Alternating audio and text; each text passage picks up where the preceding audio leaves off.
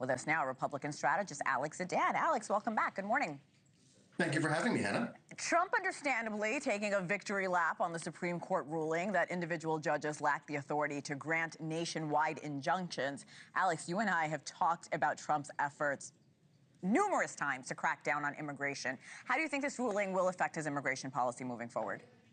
Well, I got to tell you, first of all, I don't think Trump's the only president celebrating. Presidents of both parties have been annoyed by lower courts issuing nationwide injunctions that hold up their agenda. That's why this ruling is so significant, that it gives the ability to the courts to actually enforce the law in their district as opposed to making policy for the entire nation. Obviously, the court has been pretty generous with President Trump when it comes to executive authority for his immigration and deportation actions. I think we're going to see that continue. This birthright citizenship issue obviously is going to continue to be litigated, and that's exactly what President Trump wanted. He wanted a test case. He wanted this before the courts, and he got it.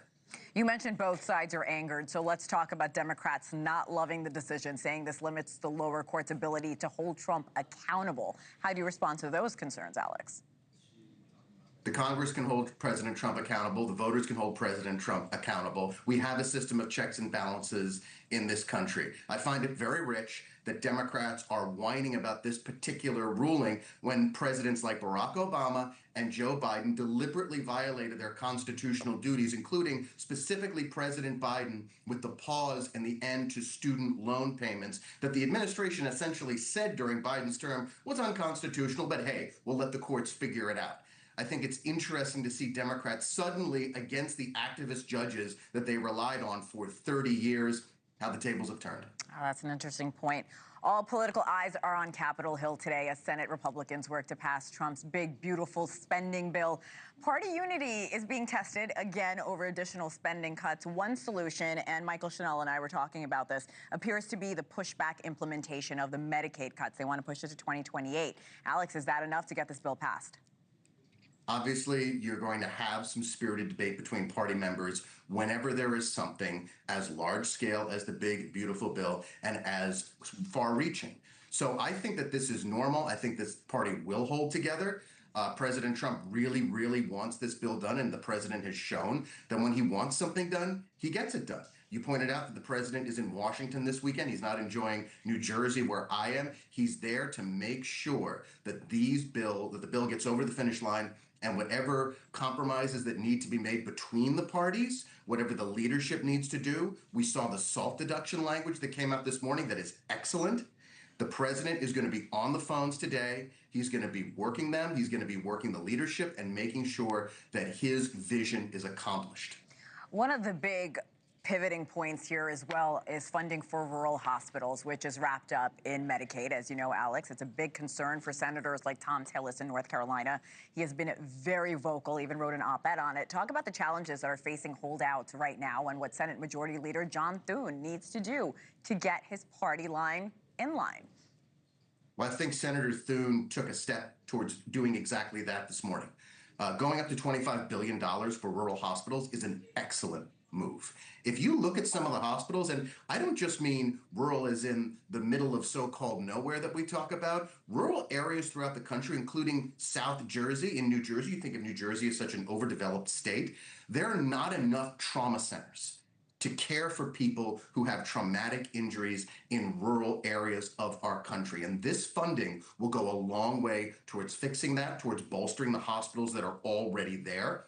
The SALT deduction language allowing people in states like mine who are overtaxed by blue Democrat leadership to deduct more of the taxes they already pay to state and local entities from their federal taxes is another move that is going to solidify support behind this bill. This bill is moving in the right direction. Senator Thune is leading it in that direction, and President Trump is quarterbacking this entire fight to make sure that it gets passed.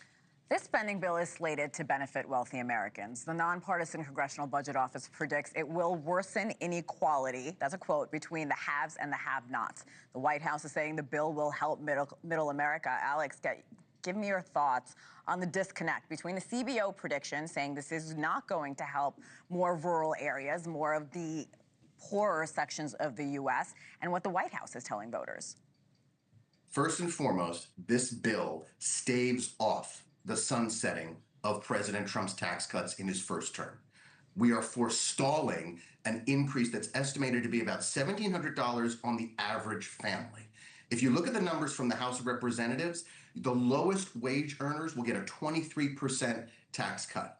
Middle-class folks will get about a 16% tax cut, and that's going to be a big step in the right direction for families to be able to raise their children and put food on the table. The president has made it very clear. He wants money in the pockets of everyday Americans as opposed to in the pockets of the government. This is something that he pursued in his first term. This is round two, and he's behind it all the way. You and I have talked about this big, beautiful bill for months now. Based on what you've seen so far, should Republicans be concerned about getting this bill passed in the Senate? It is a thin majority. And then ultimately getting it through the House, where we know there are hawks when it comes to our budget and our deficit.